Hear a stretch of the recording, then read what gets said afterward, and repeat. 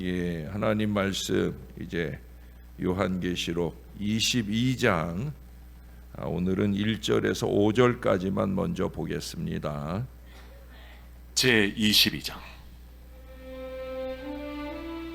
또 그가 수정같이 맑은 생명수의 강을 내게 보이니 하나님과 및 어린 양의 보호자로부터 나와서 길 가운데로 흐르더라. 강 좌우에 생명나무가 있어 12가지 열매를 맺되 달마다 그 열매를 맺고 그 나무 잎사귀들은 만국을 치료하기 위하여 있더라. 다시 저주가 없으며 하나님과 그 어린 양의 보호자가 그 가운데에 있으리니 그의 종들이 그를 섬기며 그의 얼굴을 볼 터이요 그의 이름도 그들의 이마에 있으리라. 다시 밤이 없겠고 등불과 햇빛이 쓸데없으니 이는 주 하나님이 그들에게 빛이시니라. 그들이 세세토록 왕 노릇하리로다. 아멘. 예, 드디어 성경의 마지막 장에 이르렀어요. 제가 이곳에 와서 창세기 1장 1절부터 시작을 해서 쭉 강해해 왔는데 11년 걸렸어요. 조금 모자른 11년인데 어떻든 은혜로운 새벽 여정을 이렇게 여러분들과 함께 잘 이어올 수 있어서 너무 감사합니다. 맞추려고 한 건 아닌데 내일까지 이제 하게 되면 8월 말로 이 요한계시록까지 정리가 되고요. 다음 주 월요일부터는 창세기 다시, 출애굽기 다시, 우리가 다시 볼 때는 순서적으로 보지 않고요. 중간중간 어쩌면 뛰어넘기도 하면서 다시 중요한 내용들을 우리가 새벽 시간에 또 상고하도록 하겠습니다. 우리는 성경이 이렇게 창조로부터 시작해서 여기 새하늘과 새 땅에서 끝이 난다 하는 걸 요한계시록을 보면서 더 잘 알게 되었습니다. 그런데 이 창조에 대한 기사와 요한계시록이 마지막에 나오는 새하늘과 새 땅에 대한 기사가 일맥상통한다는 사실을 기억하는 사람은 별로 없어요. 저나 여러분은 이제 오늘 그와 같은 내용들을 본문에서 본문을 통해 살펴보게 되는 것이 얼마나 감사한 일인지, 성경을 자꾸 보게 되는 이유는 바로 이런 즐거움에 있는 거죠. 오늘 언급하고 있는 생명수의 강이 나오잖아요. 그리고 에덴 동산에 대한 묘사, 이게 서로 대칭을 이루고 있어요.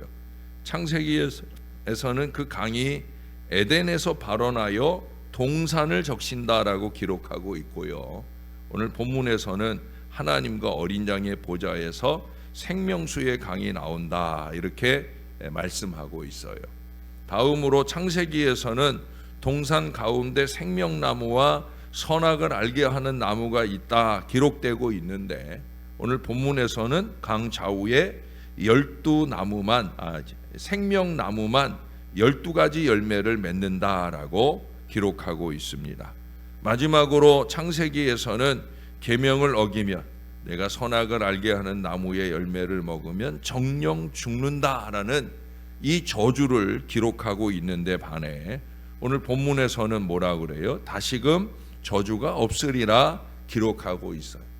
이루어 보건대 오늘 본문은 창세기에 기록된 에덴 동산보다 더 발전된 모습을 우리들에게 보여주고 있어요. 그래야 되겠지요. 에덴 동산 정도가 아니라는 거예요. 우리가 가게 될 새하늘과 새 땅은 그 이상이다. 창세기에 기록된 그 강은 에덴이라는 땅에서 발원을 했지만 생명수의 강은 하나님과 어린 양의 보호자에서 발원하기 때문에 이건 비교가 안 되는 거죠. 그리고 무엇보다 영원하고 끊임없이 생명을 공급해 줍니다. 다시 말해 이 생명수의 강은 우리 예수님께서 요한복음 4장 14절에 수가성 여인에게 주시겠다고 약속하셨던 그 속에서 영생하도록 솟아나는 바로 그 샘물을 여기 말씀하고 있는 거예요. 그러면 본문을 통해서 이 생명수의 강에 대한 묘사가 어떤 의미를 지니는가 좀 더 자세하게 살펴보려고 합니다. 1절에서 먼저 꼽는 것은 그 강은 하나님과 어린 양의 보좌에서 나온다라고 하는 거예요. 에덴 동산의 강은 세상에 근거하고 있으나 생명수의 강은 오직 하나님과 성자 예수님에게 근거하고 있어요. 그러므로 생명수의 강은 영원히 마르지 않고 생명나무의 물을 공급해 줄 수가 있습니다. 그리고 목마른 자는 자기가 원하는 대로 값없이 이 생명수를 받을 수 있다고 우리가 내일 보게 될 17절 거기 마지막에 적혀 있습니다. 이 생명수를 받은 사람은 예수님 말씀처럼 영원히 목마르지 아니하는 거예요.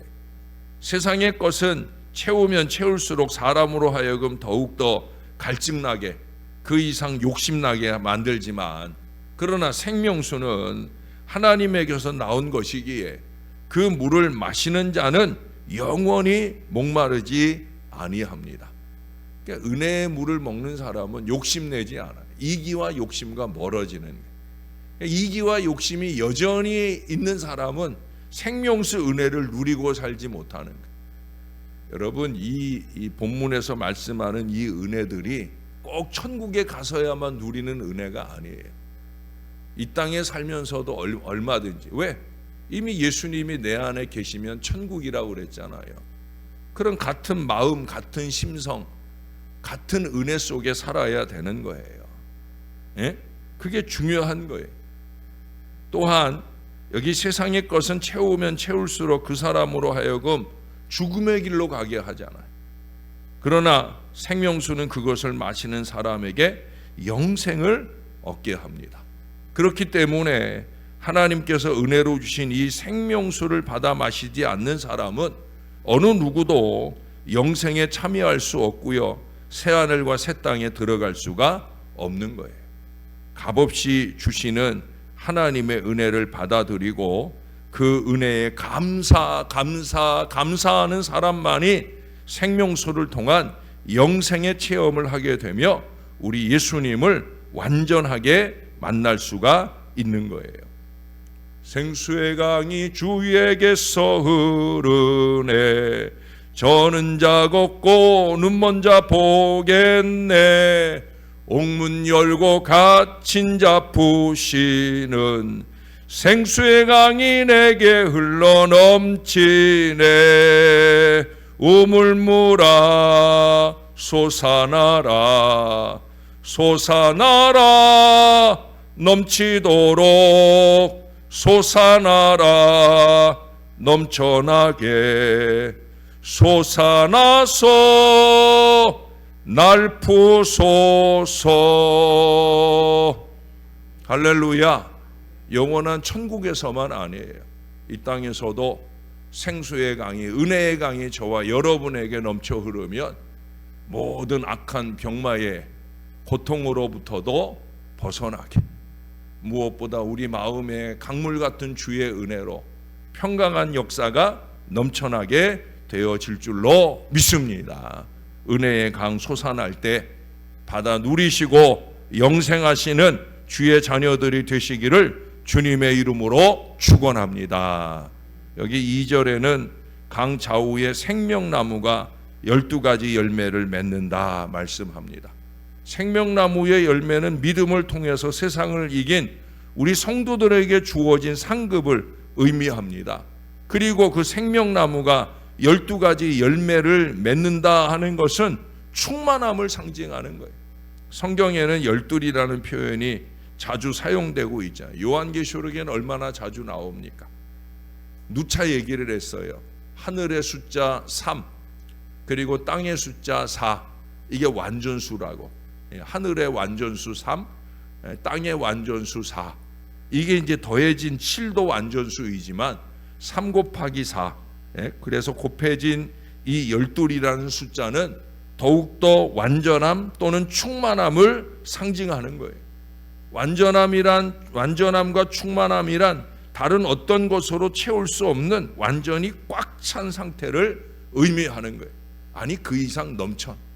그 좀 전에 찬양에도 솟아나라 넘쳐나라, 12지파 12사도 12영 구원받은 14만 4천 명 12문, 12천사, 12기초석, 그리고 12,000 스타디온, 144규빗, 12보석 등과 마찬가지로 이 본문의 12가지 이 열매는 완전하고 충만한 하나님 나라의 한 요소를 가리키는 거예요. 하나님 나라는 믿음을 통해 승리한 우리 성도들의 상급으로 충만하여 찬양과 감사가 끊임없이 울려 퍼질 겁니다. 특히도 우리는 생명나무의 12열매가 하나님과 어린 양의 보좌에서부터 나온 이 생수의 강을 통해서 얻게 되었다라는 사실을 꼭 기억해야 되는 거예요. 우리 중 어느 누구가 하는 게 아니에요. 은혜의 일은 목사가 하는 것도 아니고 어느 누가 하는 게 아니에요. 자기가 하는 줄로 착각하지 마세요. 예? 하나님이 해주시는 거예요. 하나님이. 성도가 맺는 행위의 열매는 세상 사람들의 행위와 달라서 우리 하나님에게서 비롯되며 하나님께 인정받으며 하나님으로부터 상급을 받게 되는 거예요. 하나님으로부터입니다. 그러므로 하나님께만 영광 돌리는 일에 익숙해져야 합니다. 뿐만 아니라 하나님의 마음으로 해야 되는 거예요. 하나님의 마음. 이 마음 놓치고 하는 일이면 아무리 열심히 하고 아무리 많이 해도 그거 다 쓸데없는 일 하고 있는 거예요. 본질을 놓치지 말아야 되지요. 하나님 마음으로. 여러분, 창세기에서는 생명나무와 함께 선악을 알게 하는 나무가 있어서 생명과 죽음에 대한 두 갈림길이 있었지만 하나님 나라에서는 선악을 알게 하는 나무의 이 열매에 대한 유혹을 이긴 자들만이 들어가기 때문에 생명나무만 있다는 것을 잊지 말아야 되는 거예요. 예. 이제 천국이 코앞인데 여전한 욕심으로 사는 사람이라면 그런 사람들은 참 걱정입니다. 과연 천국에 어울릴까? 예? 여러분, 악의 맛에 익숙해지지 마세요. 세상의 맛에 익숙해지지 마세요. 이익이나 욕심에 익숙해지지 마세요. 거짓과 술수에 익숙해지지 마세요. 하나님으로부터 오는 그 생명의 맛, 하나님께 영광 돌리는 맛, 하나님의 마음으로 행하는 맛, 그 맛에 익숙해져야 돼. 왜? 거기 3절에 마지막으로 다시는 저주가 없다고 말씀합니다. 에덴 동산에 대한 기록에서는 선악을 알게 하는 나무의 열매를 먹는 날에는 정령 죽으리라 하는 저주가 선포되어 있었습니다.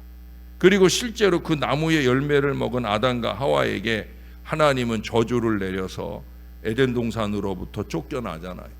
그러나 새하늘과 새 땅에서 흘러내리는 생명수의 강을 통해서 맺어지는 이 열매는 오직 생명나무의 열매뿐이기 때문에 성도들은 더 이상 저주의 가능성 속에 있지 않게 됩니다. 이와 같은 사실은 이미 스가랴 선지자가 예언했던 바이기도 합니다. 여러분, 저주라는 것은 죄와 관련된 것이에요. 그렇기 때문에 죄와 상관없는 하나님 나라에서는 전혀 존재할 필요가 없는 거죠. 저주가 없기에 하나님 나라의 백성들은 죄로부터 자유함을 얻고 아담과 하와에게 주어졌던 고통과 수고로부터 해방이 되어 완전한 안식을 누릴 수가 있게 되어집니다. 그러므로 하나님 나라에서는 영원한 기쁨과 즐거움과 안식만이 존재합니다. 그래서 천국이 가고 싶은 거죠. 근데 천국은 가고 싶다면서 여전히 저주받을 인생으로 그렇게 어리석음을 행한다고 하면 그게 뭐 천국에 가고 싶은 그런 사람이겠습니까?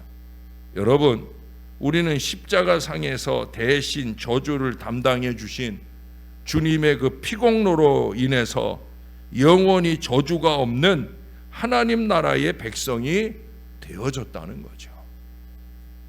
이걸 잊지 말아야 되는 거예요. 예? 그러므로 이 땅에 사는 동안에 우리는 저주보다 축복에 익숙한 사람이 되어야 되는 거예요. 안 되게 하는 사람보다 잘 되게 하는 사람이 되어야 되는 거예요. 그래야 복음적이죠. 그래야 선교적이죠. 그래야 하나님이 기뻐하시죠. 하나님이 기뻐하실 일을 은혜 가운데 잘 감당해 나갈 때 이 땅의 저주와도 멀어지고 영원히 저주와 멀어진 천국의 삶에 우리가 들어가게 되어집니다. 사랑하는 여러분, 이토록 엄청난 하나님의 백성이 된다는 것에 대해 과연 얼마나 감사하고 감격하며 살고 계십니까? 이 세상의 삶에 쫓기다 보면은 우리는 마땅히 돌려야 할 감사와 감격을 잃어버려요. 왜 내가 이 일을 하고 있는지 그 일의 본질을 놓쳐버리게 되는 거예요. 그리고 오히려 원망의 말만 쏟아놓게 되는 그런 어리석음을 범할 때가 얼마나 많은지 몰라요. 저도 그래요. 응? 우리는 하나님과 예수님을 통해서 나오는 이 생명수를 영원한 천국에 가서만 공급받겠다? 아니라는 거죠. 그 생명수를 끊임없이 공급받는 지금의 삶, 그래서 항상 기뻐할 수 있으며 범사에 감사하는 이 믿음의 삶을 지금 이미 누리고 살 수 있어야 되는 거예요. 그리고 더 나아가서 상급이 예비되어 있고 저주에서 해방된 하나님의 나라를 사모하는 삶을 추구할 때 우리는 잠시 잠깐 있다가 사라져가는 이 운무와 같은 이 세상의 것에 너무 집착하지 않으며 오직 우리 하나님만을 의지하는 그 바른 삶을 살 수 있게 되어질 겁니다. 여전히 저주를 자초하는 이기나 욕심, 거짓과 술수의 수렁에서 헤어나오지 못하는 인생이어서는 절대 안 되는 거예요. 어떤 분들은 그래, 왜 목사님은 저 말을 자꾸 할까? 자꾸 하게 만드니까. 자꾸 하게 만드니까. 시간이 많이 됐지만 어떤 목사님이 어느 교회 갔는데 처음 부임해서 가서 첫 주일 설교를 했어요. 그리고 그 다음 주일에 똑같은 설교를 또 했어요. 그리고 그 다음 주일에 똑같은 설교를 또 했어요. 그러니까 이제 교인들이 따지는 거죠. 왜 목사님은 설교가 안 바뀝니까? 왜 같은 설교를 계속합니까? 라고 물었다는 거예요. 목사님 뭐라고 그랬을까요? 여러분들이 내가 전한 말씀대로 살질 않으니까, 그러니까 다음 말을 못하고 있습니다 라고 말하더라는 거예요. 사랑하는 여러분, 저나 여러분의 가슴 속에 끊임없이 찾아드는 지옥과 어울리는 이기나 욕심, 저주, 거짓과 술수, 우리가 그런 걸로 살면 절대 안 됩니다. 천국이 코앞이에요.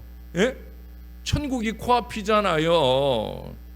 죽을 날 가깝다고 꼽기 전에 천국에 익숙해지기를 더욱더 노력하는 한 걸음 한 걸음 하루하루 잘 살아내는 저와 여러분이 꼭 되기를 우리의 구주 되시는 예수님 이름으로 간절히 축원합니다. 기도하겠습니다. 하나님, 이 땅에서도 생명의 강 넘치는 그 은혜 안에 살기를 소원합니다. 우리의 육신이 끊임없는 사망에 침노하는 질병으로 통해 고통받고 있으며 사망의 질병은 아닐지라도 크고 작은 육신의 어려움으로 신음할 때가 얼마나 많은지, 그래서 영원한 천국을 다시는 사망도 없고 애통하는 것이나 곡하는 것이나 아픈 것이 있지 않은 영원한 천국을 사모하며 살고 있습니다마는 그래도 이 땅에 사는 동안에도 생수의 강 내게 넘치는 이 놀라운 은혜 가운데 살기를 소원합니다. 우리의 마음으로부터 육신과 삶에까지 생수의 강 넘쳐나게 하여 주옵소서. 특별히 육신의 질병 고통으로 신음하는 주의 백성들의 그 육신마다 능력 있는 주의 생수를 부어주시고 부어주셔서 그 모든 육신의 연약함이 강건함으로 회복되는 역사가 일어나게 도와 주옵소서. 하나님, 시대가 발전할수록 의술도 발전하지만 그에 걸맞춰서 크고 작은 질병, 고통도 얼마나 많이 발생하고 있는지요. 우리 아버지 하나님, 생수의 강이 필요합니다. 말씀의 은혜가 능력이 되고 그 능력이 우리 사랑하는 주의 백성들의 영혼만 아니라 육신도 강건하게 하시는 하나님의 놀라운 역사가 필요하오니 우리에게 그 은혜의 강을 부어 주옵소서. 우리의 새벽 용사들 믿음의 기도로 통하여 이 새벽 자리로부터 이 제단의 온 교회, 온 예배마다 모든 성도들의 심령마다에 생수의 강이 흘러넘치게 역사하여 주시옵소서. 그래서 이 땅에서 마음껏 주의 생수 은혜를 누리며 살게 도와주시고 영원한 천국에 이르렀을 때는 완전한 생수의 은혜 넘치는 주의 백성들이 될 수 있게 은혜를 베풀어 주옵소서. 끊임없이 우리 안에 파고드는 이기와 욕심, 거짓과 술수, 아주 작은 거짓말이라도 그 모든 것들이 예수 이름으로 떠나가게 도와주시고 우리는 오직 예수 은혜, 예수 능력으로 성결함과 신령함으로 살기를 영부림치며 노력하는 저와 모든 자녀들 되게 하여 주옵소서. 우리가 행하는 모든 일들이 하나님께 영광될 수 있을까? 하나님의 마음으로 하는 것이 맞는 것일까?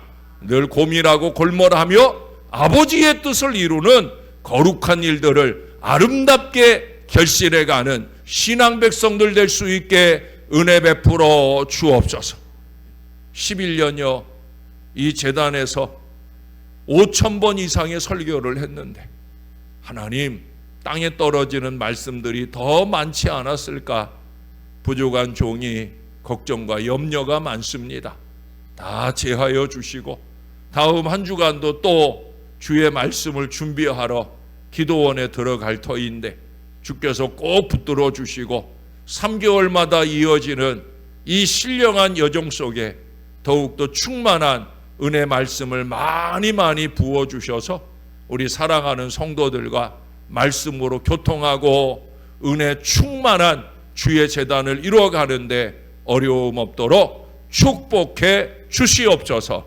감사합니다. 예수님 이름으로 기도합니다.